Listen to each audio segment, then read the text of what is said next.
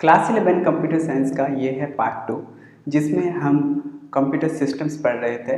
तो इस पार्ट में हम सीखेंगे ओएस के बारे में और प्रोग्रामिंग टूल्स के बारे में और लास्ट में जानेंगे लॉजिक गेट्स और डी मॉर्गन लॉ के बारे में। अगर आपने पिछला वीडियो नहीं देखा है तो आप ज़रूर उसको देखें ताकि आपको ये वीडियो अच्छे से समझ में आए।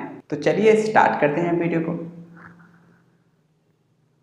तो ये देखिए, ये है कंप्यूटर सिस्टम्स का पार्ट 2 जिसमें हम कंप्यूटर बेसिक कंसेप्ट समझ रहे थे। तो आज का वीडियो का टॉपिक है OS and function of OS. Programming tools के बारे में समझेंगे, Boolean logics and truth tables और लास्ट में De Morgan law and logic circuits. Operating system. अब ऑपरेटिंग सिस्टम के बारे में समझने के लिए आपको समझना पड़ेगा कि जब आप अपने कंप्यूटर को ओपन करते हैं तो आपको क्या दिखता है। मोस्टली हमारे कंप्यूटर में विंडोज़ डाला होता है, तो हम जब भी अपने कंप्यूटर को ऑन करते हैं तो हमें विंडोज़ का लोगो दिखाई देता है कुछ इस तरीके से। ठीक है, अगर आपके पास एंड्रॉयड मोबाइल है तो एंड्रॉयड का लोगो दिखेगा, अगर आपके पास मैक ओएस है तो ये वाला लोगो दिखेगा, और अगर आपके पास लिनक्स ओएस है तो आपको कुछ इस तरीके का लोगो दिखेगा। तो अब इसका काम क्या है, तो चलिए समझते हैं सिनेरियो के साथ। तो ये है सिनेरियो नंबर 1। यहाँ पर दिखाया गया है, अगर आप अपने फ़ोन पर पांचों ऐप को एक साथ ओपन करते हैं तो इसको मैनेज कौन करता है। ठीक है, तो इसको मैनेज करने के लिए यूज़ होता है processor and memory management. Processor और मेमोरी मैनेजमेंट करता है हमारा ओएस। ओएस डिसाइड करता है कितना मेमोरी किन ऐप को मिलना चाहिए। अब दूसरे सिनेरियो में देखिए, आप एक प्रिंटर में प्रिंट करना चाह रहे हैं पर प्रिंटर में पहले से ही कुछ प्रिंट करने के लिए दिया गया है। ठीक है, प्रिंटर बिजी है, तो इसके लिए कौन रिस्पॉन्सिबल है। देखिए, इसके लिए रिस्पॉन्सिबल है डिवाइस मैनेजमेंट। डिवाइस मैनेजमेंट ही वो काम करता है जो प्रिंटर को कंट्रोल करता है। सिनेरियो 3 में अगर आप एक फाइल को डॉक्यूमेंट्स में सेव करते हैं तो वो काम कौन करता है। देखिए, फाइल मैनेजमेंट करता है और इस फाइल मैनेजमेंट को भी कंट्रोल करता है ओएस ही। ये ओएस का ही एक फंक्शन है।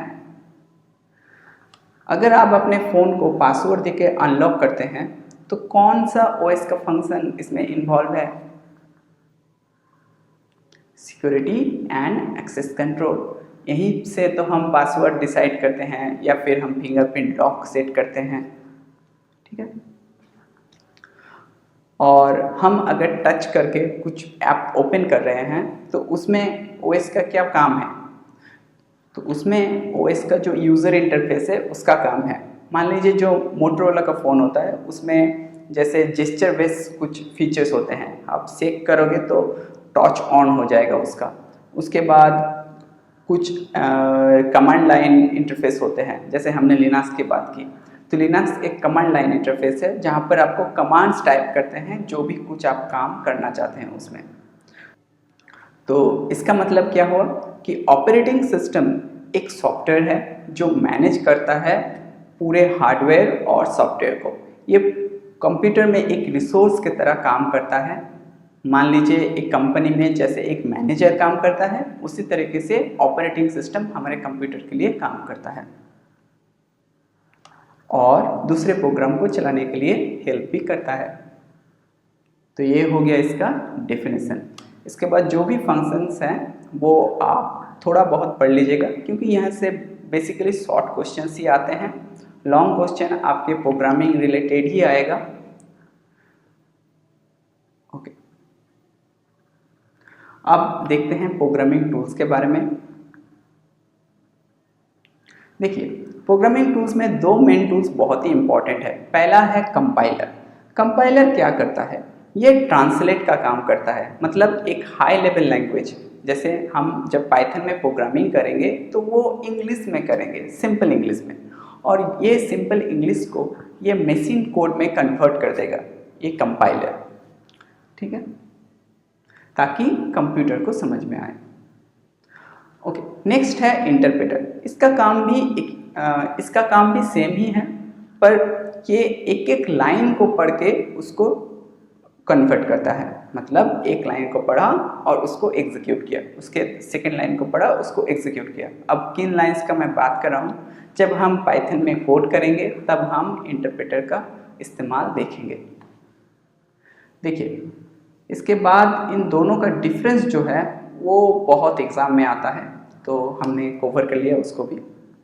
देखिए, कंपाइलर क्या करता है, एंटायर प्रोग्राम को एक बार में कंपाइल करता है और ऑब्जेक्ट कोड को क्रिएट करता है। वो यहाँ पर नहीं लिखा है, पर आप समझ लीजिए कि ये पूरा प्रोग्राम को एक ही बार में कंपाइल कर देता है। इंटरप्रेटर क्या करता है, एक एक लाइन को पढ़ता है और उसको एग्जीक्यूट करता है। अब वर्किंग मैकेनिज्म देखिए, compilation is done before the execution, क्योंकि ये पूरा कोड को एक बार में कंपाइल कर लेता है। जितने भी लाइब्रेरीज हैं वो इसको ऐड कर लेता है। इंटरप्रेटर क्या करता है, कंपाइलेशन और एग्जीक्यूशन साइमल्टेनियसली करता है, मतलब एक ही साथ में करता है। कंपाइलर में प्रोग्रामिंग लैंग्वेज जो होता है, जैसे एग्जाम्पल, कंपाइलर के लिए आप एग्जाम्पल दे सकते हैं C++ का और C का भी एग्जाम्पल दे सकते हैं। इंटरप्रेटर के लिए हमारा पाइथन और PHP का एग्जाम्पल दे सकते हैं। एरर्स, अब देखिए, जब कंपाइलेशन एक ही बार में करता है पूरा, तो उसमें एरर्स भी एक ही साथ आते हैं। और इंटरप्रेटर के केस में क्या होता है, एक एक लाइन को कंपाइल करता है, तो एक एक एरर को आप डिबग कर सकते हैं। ओके, अब ये टेक्निकल टर्म्स में आप मत फंसिए, आपको ये पूरा समझ में तभी आएगा जब आप कोड करेंगे। ठीक है, इसके लिए आप समझिए, जब आप एक कंप्यूटर को ओपन करते हैं तो आपको मदरबोर्ड दिखता है, और मदरबोर्ड में ये सारे जो गेट्स हैं वो बनाए जाते हैं। जैसे आप अगर एक पीसीबी बोर्ड को देखें, आपने कभी देखा है क्या पीसीबी बोर्ड? जैसे आप एक रिमोट को अगर ओपन करते हैं, ठीक है, खोलने का कोशिश कीजिएगा कभी, तो रिमोट ओपन करते ही आपको एक पीसीबी बोर्ड दिखेगा, उसमें ये लाइंस ड्रॉ होते हैं। ठीक है, यही लाइंस इस गेट से बने होते हैं और इसको हम कहते हैं लॉजिक सर्किट्स। ठीक है, गेट जो हम पढ़ेंगे वो है एंड गेट। इसका कंडीशन क्या है, अगर आप दो इनपुट लेते हैं A और B, और इसमें 0 और 1 दो इनपुट आप ले सकते हैं, या फिर 0 0 ले लीजिए, या फिर 1 1 ले लीजिए, या फिर 1 0 ले लीजिए। ठीक है, 0 और 1 में से दो ही इनपुट आप ले सकते हैं। 0 का मतलब होता है फॉल्स और 1 का मतलब होता है ट्रू। ठीक है, तो इसका कंडीशन क्या है देखते हैं। अगर आप एंड गेट से इसको पास करते हैं तो एंड गेट कहता है अगर दोनों 1 रहे तो ही 1 होगा, मतलब दो अगर ट्रू हुआ तो भी ट्रू आउटपुट में आएगा। अगर दोनों में से एक भी फॉल्स हुआ तो आउटपुट में 0 आएगा। तो देखिए यहाँ पर लास्ट वाला जो रो है उसको देखिए, दोनों 1 हैं तो आउटपुट में 1 आया, अगर दोनों में से एक भी 0 है तो आउटपुट में 0 आएगा। और इसको हम डॉट सिंबल से रिप्रेजेंट करते हैं A.B। ठीक है, चलिए बढ़ते हैं नेक्स्ट गेट की तरफ, जो है और गेट। इसका सिंबल कुछ इस तरीके से दिखता है। ठीक है, इसमें भी हम दो इनपुट ले सकते हैं 0 और 1। इसका लॉजिक थोड़ा अलग है। इसमें क्या है, दोनों में से अगर एक भी ट्रू हुआ, मतलब एक भी 1 हुआ, तो आउटपुट में 1 आएगा। तो देखिए दोनों में से एक भी 1 हुआ, मतलब 0 और 1, एक 1 हो गया ना तो आउटपुट में आएगा 1। यहाँ पर देखिए 1 और 0, एक 1 है तो आउटपुट में आएगा 1। यहाँ पर भी दोनों 1 है फिर भी आउटपुट में आएगा 1। अगर दोनों ही 0 है तब आउटपुट में आएगा 0, मतलब फॉल्स। तो ये काम कहाँ पर आता है, देखिए अगर आपने यूज़र नेम और पासवर्ड दोनों दिया तभी आपको मतलब फेसबुक में एंट्री मिलेगा। ठीक है, तो अगर दोनों में से एक भी फॉल्स हुआ तो आपका फेसबुक अकाउंट नहीं खुलेगा। ये है एंड गेट का एग्जांपल। अब देखिए आपने फ़ोन को लॉक किया, लॉक करने के बाद आपको ऑप्शन दिया जाता है कि आप पासवर्ड से फ़ोन को ओपन कर लीजिए या फिर आप फिंगरप्रिंट से ओपन कर लीजिए अगर आपके फ़ोन में है वो फीचर। ठीक है, तो तीसरा ऑप्शन क्या होता है, आप फेस रिकॉग्नाइजेशन ऑन करके रखिए और फेस दिखाकर ऑन कर लीजिए। तो आपके पास ऑप्शन होते हैं, तीनों में से अगर कोई भी चल गया तो आपका फ़ोन अनलॉक हो जाएगा। ये और गेट का एग्जाम्पल है, आप इस तरीके से इसको याद कर सकते हैं। ठीक है, अब नॉट गेट के बारे में समझते हैं। नॉट गेट में एक ही इनपुट आता है, मतलब 0 आएगा तो ये उसका ऑपोजिट 1 आउटपुट में देगा। देखिए यहाँ पर एक ही इनपुट आ रहा है, लेफ्ट साइड में देखिए, और आउटपुट में एक ही आउटपुट आ रहा है। नॉट गेट में एक ऊपर में बार लगा रहता है, देखिए ये छोटा सा सिंबल है एक ऊपर, या फिर इस तरीके से भी आप सिंबल को लिख सकते हैं। तो ये सिर्फ इसका उल्टा आउटपुट देता है, ठीक है। अगर आप 1 इनपुट भेजे तो 0 आउटपुट में आएगा, 0 इनपुट भेजे तो 1 आउटपुट में आएगा। नेक्स्ट है NAND gate. NAND gate AND gate का ही ऑपोजिट है, मतलब एंड गेट का रूल क्या था, दोनों में से अगर एक भी 1 हुआ तो आउटपुट में आएगा 1। पर नैंड गेट में क्या होता है, दोनों अगर 1 है मतलब दोनों ट्रू है तो आएगा 0 मतलब फॉल्स, और अगर एक भी 1 है तो आउटपुट में आएगा 1।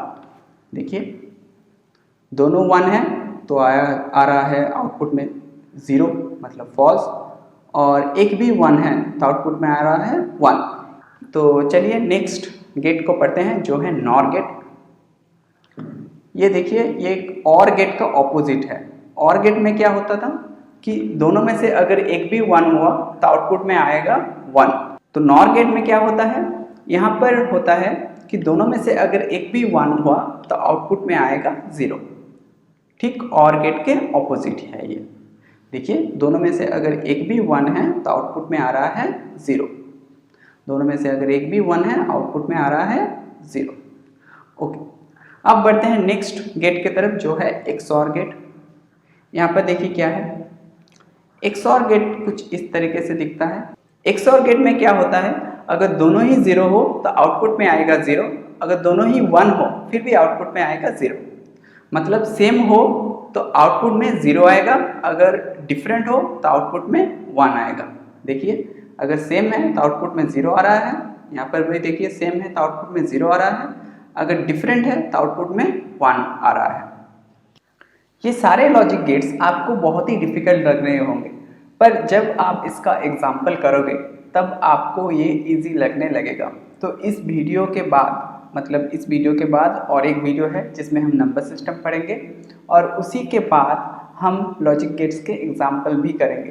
तब आपको टॉपिक और भी ज़्यादा क्लियर होगा और आप अपने कॉपी पर इसको बनाने की कोशिश कीजिए, तभी आपको लॉजिक्स क्लियर होंगे।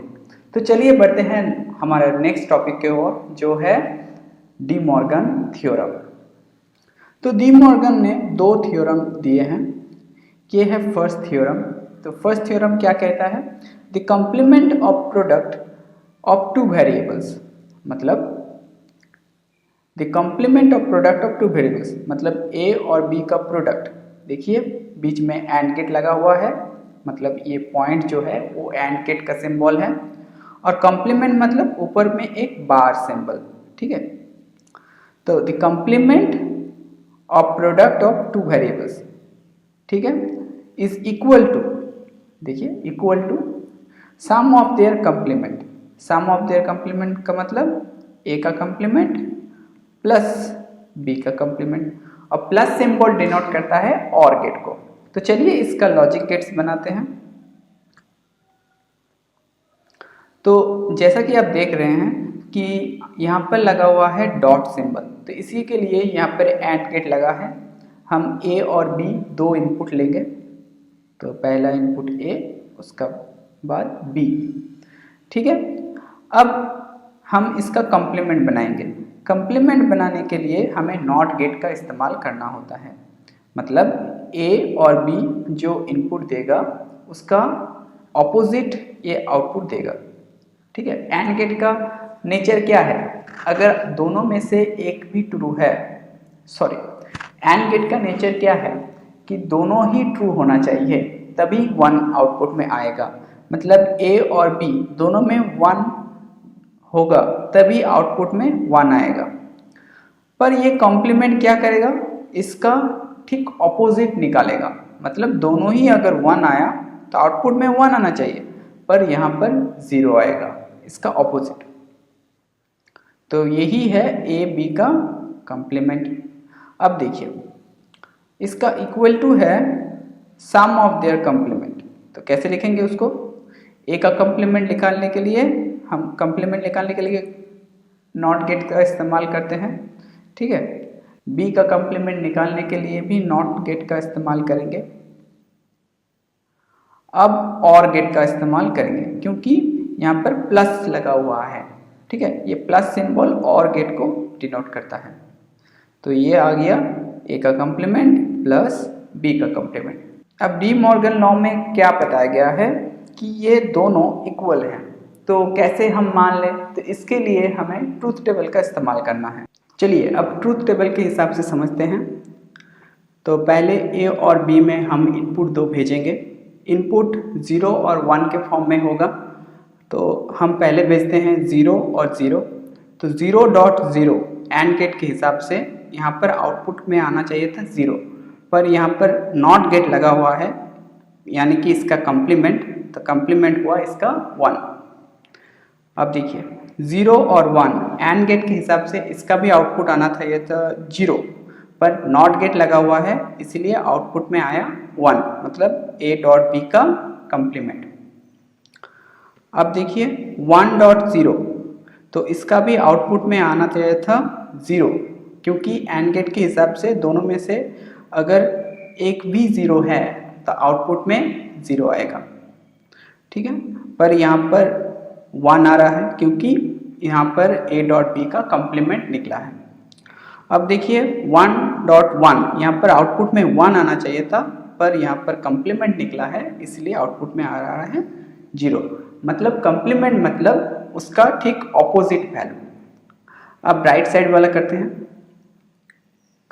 देखिए यहाँ पर था a, यहाँ पर a का कंप्लीमेंट, यहाँ पर है b, तो यहाँ b का कंप्लीमेंट। ओके, तो कैसे लिखेंगे? देखिए अब मेरे कर्सर को देखिए, यहाँ पर है 0, तो 0 का कंप्लीमेंट हुआ 1। यहाँ पर है b, तो b का कंप्लीमेंट हुआ 1, b में 0 है ना, तो कंप्लीमेंट 1। अब और गेट के हिसाब से अगर दोनों में से एक भी 1 है तो आउटपुट में आएगा 1, इसलिए आउटपुट में यहाँ पर 1 दिखा रहा है।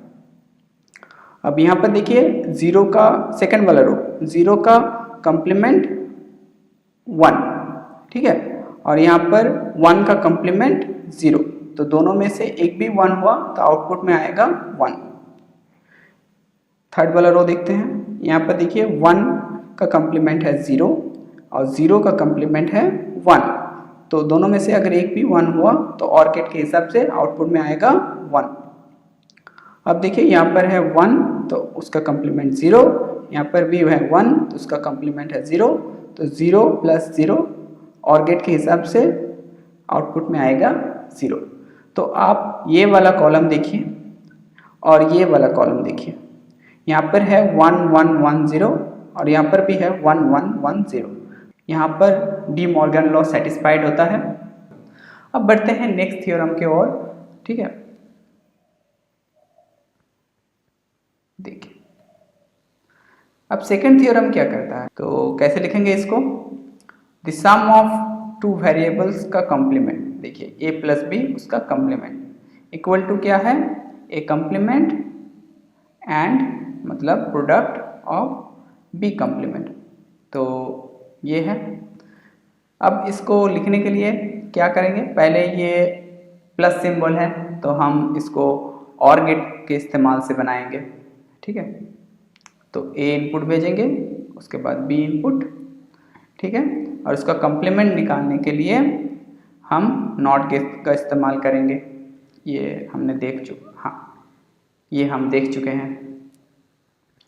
Is equal to a complement, तो a कॉम्प्लीमेंट निकालने के लिए a और नॉट गेट का इस्तेमाल करेंगे और b कॉम्प्लीमेंट निकालने के लिए भी नॉट गेट का इस्तेमाल करेंगे। अब उसके बाद दोनों में डॉट सिंबल लगा हुआ है, देखिए, तो इसलिए हमने एंड गेट का इस्तेमाल किया, ठीक है। आउटपुट में आएगा a complement dot b complement, ठीक है। अब ये दोनों ट्रू है कि नहीं, मतलब इक्वल है कि नहीं, इसको जानने के लिए हमें ट्रूथ टेबल बनाना पड़ेगा। यहाँ पर हम a और b में वैल्यू भेजेंगे। पहले हमने भेजा 0 और 0, तो 0 0 और गेट के हिसाब से आउटपुट में आना चाहिए था क्या? 0, पर जब इसका कॉम्प्लीमेंट निकलता है तब इसका ऑपोजिट वैल्यू निकलता है। तो 0 ना आकर यहाँ पर आउटपुट में आया 1। अब देखिए 0 और 1 और गेट के हिसाब से आउटपुट में 1 आना चाहिए था, क्योंकि दोनों में से अगर एक भी 1 हुआ तो आउटपुट में 1 आएगा, पर यहाँ पर कॉम्प्लीमेंट निकला है तो इसीलिए आउटपुट में आ रहा है 0। 1 और 0 इस केस में भी आउटपुट में 1 आना चाहिए था और गेट के हिसाब से, पर यहाँ पर नॉट गेट लगा है इसलिए ये 1 को 0 में कन्वर्ट कर देगा, तो इसलिए आउटपुट में आ रहा है 0। अब 1 और 1 दोनों ही ट्रू है तो आउटपुट में 1 आना चाहिए था, पर यहाँ पर नॉट गेट लगा है इसलिए ये 1 को कर देगा 0। तो ये हमारा कॉलम का वैल्यू जो है 1 0 0 0। अब राइट हैंड साइड पर देखते हैं तो ए का कम्प्लीमेंट मतलब इसका कम्प्लीमेंट और बी का कम्प्लीमेंट, तो देखते हैं। देखिए ए में था 0 पहले तो उसका कम्प्लीमेंट हुआ 1, बी में था 0 तो उसका कम्प्लीमेंट हुआ 1। अब यहाँ पर अगर एंड गेट लगाते हैं तो एंड गेट कहता है दोनों ही 1 होना चाहिए तभी 1 आएगा, तो यहाँ पर दोनों ही 1 है इसलिए 1 आ रहा है। ये डॉट सिंबल एंड गेट को दिखाता है, ठीक है। यहाँ पर देखिए 0 का कम्प्लीमेंट 1, 1 का कम्प्लीमेंट 0। एंड गेट के हिसाब से दोनों में से दोनों ही 1 होना चाहिए, एक भी 0 हुआ तो आउटपुट में 0 आएगा, तो यहाँ पर एक 0 है तो आउटपुट में 0 शो कर रहा है। अब देखिए 1 का कम्प्लीमेंट थर्ड वाला रो में 1 का कम्प्लीमेंट 0, 0 का कम्प्लीमेंट 1, तो आउटपुट में आ रहा है 0 क्योंकि एक 0 है। अब देखिए यहाँ पर 1 का कम्प्लीमेंट 0, 1 का कम्प्लीमेंट 0, दोनों ही 0 है तो एंड गेट के हिसाब से आउटपुट में आएगा 0। तो आप देखिए लेफ्ट वाला कॉलम और राइट वाला कॉलम सेटिस्फाइड कर रहा है, यहाँ पर ही डी मॉर्गन लॉ सेटिस्फाइड होता है। ओके, अगले वीडियो में क्या होगा, तो अगले वीडियो में हम नंबर सिस्टम्स के बारे में पढ़ेंगे, उसके कन्वर्सन के बारे में पढ़ेंगे, उसके बाद हम इनकोडिंग स्कीम्स के बारे में पढ़ेंगे। तो अगर आपको वीडियो अच्छा लगा, ठीक है, तो आप लाइक कीजिए और कमेंट कीजिए आपको कोई डाउट हुआ तो, और आप हमारे व्हाट्सएप ग्रुप पर भी ज्वाइन कर सकते हैं ताकि आपको लेटेस्ट अपडेट्स मिले, ठीक है। और इस चैनल को आप सब्सक्राइब कीजिए ताकि आपको पाइथन की पूरी प्लेलिस्ट धीरे धीरे मिलते रहे।